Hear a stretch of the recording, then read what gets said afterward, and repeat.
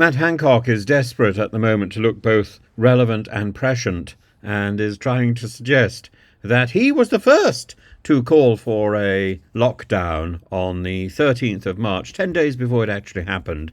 And this is, I suspect, this is to defy all the claims made by Dominic Cummings and others about trying to lock Matt Hancock out of meetings with Boris Johnson, to stop him entering Boris Johnson's study. Hugo Keith, the barrister, quite wisely intervened and said, well, excuse me, but Mr. Hancock, there's no evidence of your calling for a lockdown on the 13th of March in your book, Pandemic Diaries.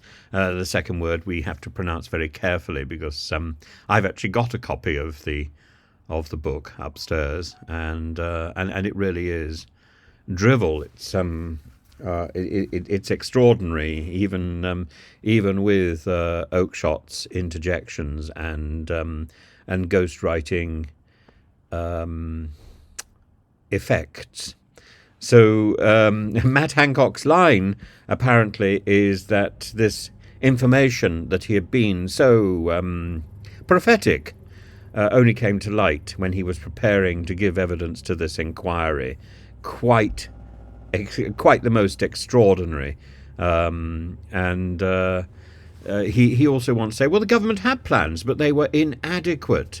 The government had a flu strategy. Yeah, I think that was just to run away. And that he'd challenged the Prime Minister.